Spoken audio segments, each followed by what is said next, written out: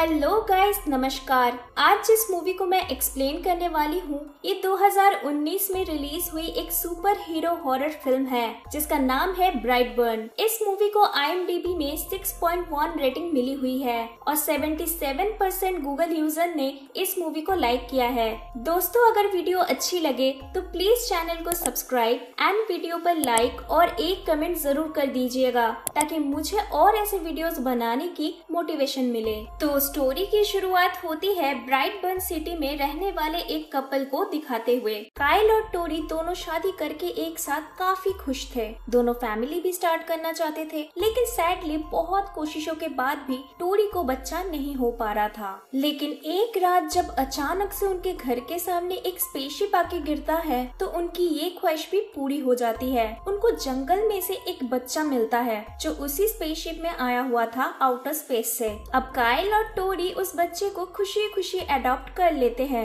और उसका नाम रखते हैं ब्रैंडन। अब उस स्पेसशिप को उनके आउट हाउस में ही कहीं छुपा दिया जाता है ताकि किसी और को या फिर बाद में ब्रैंडन को ये सब के बारे में पता न चल जाए। अब 10 साल बाद की कहानी दिखाई जाती है जहाँ ब्रैंडन 12 साल का होने वाला है। वो अपने स्कूल का सबसे अच्छा होशियार स्मार्ट बच्चा होता है और घर में तो वो अपनी मम्मी के आंखों का तारा है और उसके डैड भी उसको बहुत प्यार करते हैं। अब तक तो सब कुछ सही चल रहा होता है, लेकिन उसकी ठीक 12वीं जन्मदिन के बाद से चीजों का चेंज होना शुरू हो जाता है, जैसे कि नींद में एलियन लैंग्वेजेस बोलना, रात को उसको अजीब से आवाजें सुनाई देना, फिर नींद में उसी आउट हाउस में जाके उस स्टोरेज को खोलने की कोशिश करना जहाँ उस स्पेसशिप को रखा गया था, और इवन अचानक से आई उसके बॉडी में सुपर स्ट्रेंथ भी। अब एक दिन ब्रैंडन उसके फैमिली के साथ लोकल रेस्टोरेंट में डिनर करने जाता है जहाँ ऐसा बर्थडे गिफ्ट ब्रैंडन के अंकल नोआ उसको एक राइफल गिफ्ट करते हैं। लेकिन क्योंकि ब्रैंडन एक 12 साल का छोटा बच्चा होता है तो उसके फादर काइल उसको वो गिफ्ट लेने नहीं देते हैं। लेकिन ब्रैंडन को ये चीज पसंद नहीं आती है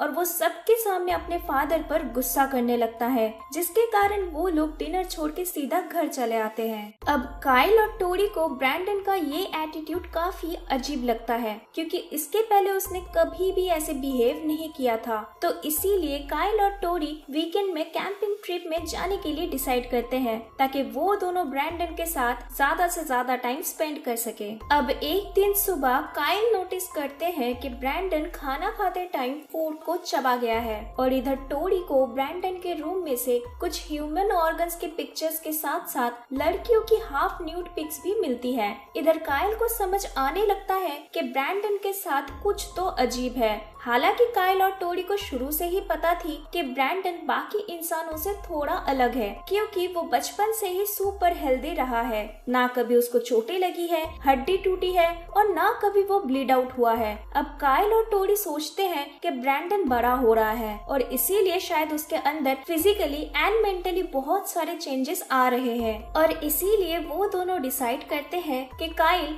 एज अ फादर इस बारे में ब्रैंडन से बात करेंगे एंड उसको समझाएंगे। अब कैंपिंग ट्रिप के दौरान रात में ब्रैंडन टेंट से गायब हो जाता है और उसी के क्लास में पढ़ने वाली एक लड़की केटलिन के घर में उसको स्टॉक करने चला जाता है। इसके बाद नेक्स्ट डे वो अपने घर के ही पोल्ट्री फार्म में चिकन्स को अजीबो तरीके से घूरने लगता है और आधी रात को काइल और टोरी के सो जाने के बाद वो सारे चिकन्स को मार डालता है। काइल बाद में आके फार्म का ये हालत देख के टोरी को बताता है कि ये काम ब्रैंडन का ही किया हुआ है, लेकिन टोरी उस पर यकीन नहीं करती है। उसका कहना होता है कि 12 साल का एक छोटा सा बच्चा ऐसा क्यों करेगा और उल्टा काइल को सुनाने लगती है कि वो अपने खुद के बच्चे पर ही शक कर रहा है जबकि ये काम भेड़ियों का किया हो सकता है। अब अगले दिन सुबह स्कूल में जिम क्लास के दौरान केटलिन ब्रैंडन को सबके सामने इंसल्ट करती है जिससे ब्रैंडन को काफी गुस्सा आ जाता है और वो केटलिन के हाथ को बुरी तरीके से तोड़ डालता है। अब पनिशमेंट के तौर पर ब्रैंडन को सिर्फ 2 दिन के लिए स्कूल से सस्पेंड किया जाता है, जबकि केटलिन की मॉम एरिका चाहती थी कि उसको अरेस्ट किया जाए, बट ऐसा होता नहीं है। लेकिन स्कूल डिसाइड करता है कि सस्पेंशन पीरियड खत्म होने के बाद रोज स्कूल के काउंसिलर मिस मेरिली, जो कि ब्रैंडन की आंट भी होती है, वो उसकी काउंसिलिंग किया करेंगी। अब उसी रात ब्रैंडन को फिर से एलियन आवाजें सुनाई देने लगती है और वो चला जाता है उसी स्पेसशिप के पास जहाँ उसको स्टोर किया गया था। वो अपने हाथ से लॉक को तोड़ डालता है और वही एलियन लैंग्वेज को दोहराते हुए उधर ही हवा में उड़ने लगता है। जब टोरी को आउट हाउस से रेड लाइट नजर आती है तो वो समझ जाती है कि ब्रैंडन ने स्पेसशिप को ढूंढ लिया है। वो जैसे ही वहाँ जाके ब्रैंडन को बुलाती है वो स्पेसशिप बंद हो जाता है और ब्रैंडन उधर ही गिर जाता है और स्पेसशिप से लग के उसके हाथ में पहली बार चोट आती है। अब तक ब्रैंडन को यही पता था कि उसको किसी एजेंसी से अडॉप्ट किया गया है, बट आज इस हादसे के बाद टोरी को सब कुछ सच सच बताना पड़ता है, जिसको सुनने के बाद ब्रैंडन काफी गुस्सा हो जाता है और इसी गुस्से में वो उस एलियन मैसेज को भी क्रैक कर लेता है जो उसी स्पेसशिप से आता रहता है, जिसका मतलब निकलता है टेक द वर्ल्ड, यानी पूरे दुनिया को कब्जे में कर लो। अब इसके बाद ब्रैंडन केटलिन के घर चला जाता है और उसको बताता है कि वो कितना स्पेशल है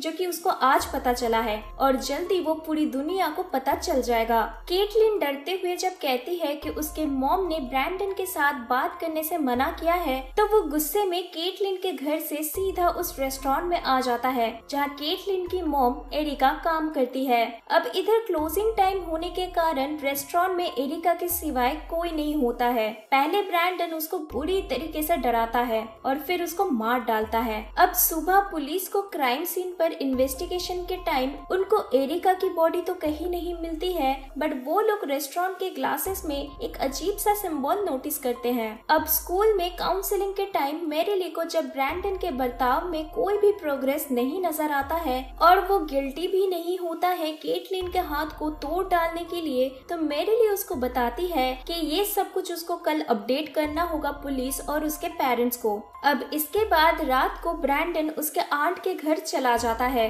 और मैरिली को धमकाता है कि उसके लिए अच्छा नहीं होगा अगर वो पुलिस या फिर उसके पेरेंट्स को उसके बारे में कुछ भी बताती है तो। लेकिन मैरिली दरवाजा बंद कर देती है और उसको घर जाने के लिए कहती है। अब इसके बाद घर में ब्रैंडन के अंकल नोआ आ जाते हैं और ब्रैंडन को उनके क्लोजेट में छुपते हुए देख लेते हैं। वो ब्रैंडन को डांटते हुए उसके घर लेके जा ही रहे थे कि ब्रैंडन अपने अंकल पर हमला कर देता है। नोआ बचने के लिए कार लेके वहाँ से भागने की कोशिश तो करते हैं, लेकिन ब्रैंडन नोआ को बहुत ही बेरहमी से मार डालता है और नोआ के ब्लड से वही सेम सिंबल ड्रॉ करता है जैसे कि एरिका के क्राइम सीन पर पुलिस को मिला था। अब नेक्स्ट डे काइल और टोरी ब्रैंडन को अंकल नोआ के गुजर जाने का सैड न्यूज देते हैं, लेकिन ब्रैंडन को इससे कोई फर्क नहीं पड़ता है। उसके चेहरे पर कोई सिंगल एक्सप्रेशन नहीं होता है। काइल को पहले से ही शक था ब्रैंडन पर और मैरिली से भी पता चल जाता है कि ब्रैंडन कल रात उनके घर गया हुआ था।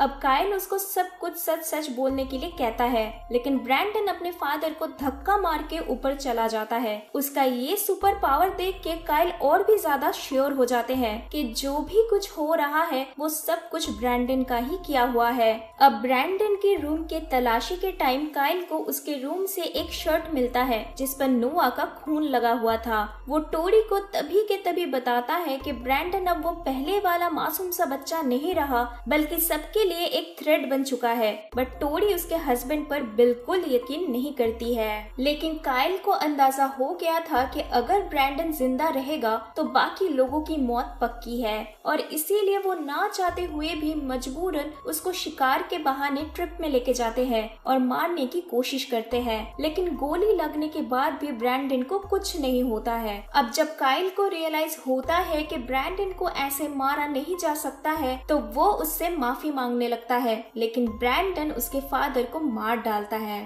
अब इधर ब्रैंडन के घर में एक पुलिस ऑफिसर आया हुआ होता है जो कि एरिका और नोआ की मौत को इन्वेस्टिगेट कर रहा था।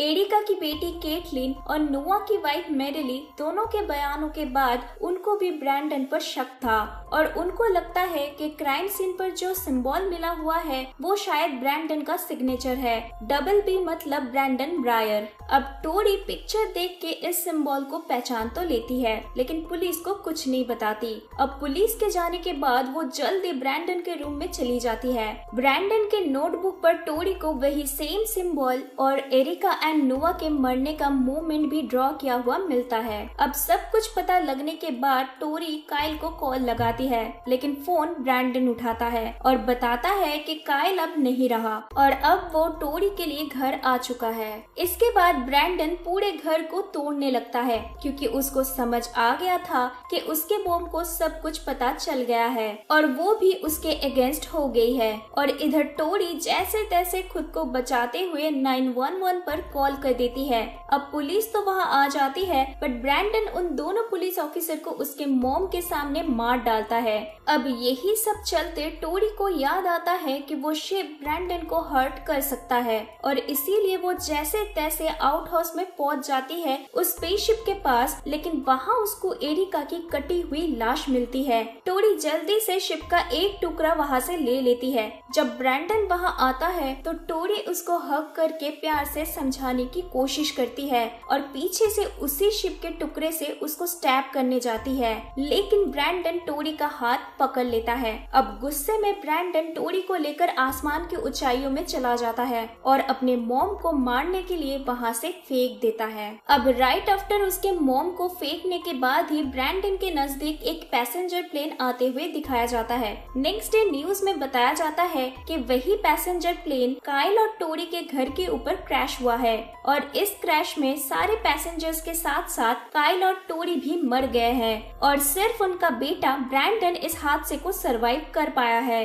लेकिन हम व्यूअर्स को साफ पता होता है कि ये न्यूज गलत है। ब्रैंडन इनोसेंट नहीं है और ये क्रैश ब्रैंडन का ही किया हुआ है खुद के क्राइम को छुपाने के लिए। दोस्तों फिल्म इधर ही खत्म हो जाती है और क्रेडिट सीन में हमको कुछ न्यूज फुटेज दिखाया जाता है जहां ब्रैंडन ऑलरेडी पूरे दुनिया के लिए एक थ्रेट बन चुका है और उसके साथ साथ कुछ और इविल सुपर विलेन के बारे में भी बताया जाता है, जिससे मालूम चलता है कि फिल्म के डायरेक्टर एक एंटी सुपर हीरो यूनिवर्स को दर्शाना चाहते हैं। दोस्तों अगर वीडियो पसंद आई तो चैनल को सब्सक्राइब और वीडियो पर लाइक एंड कमेंट करना मत भूलिएगा। मिलते हैं नेक्स्ट वीडियो में।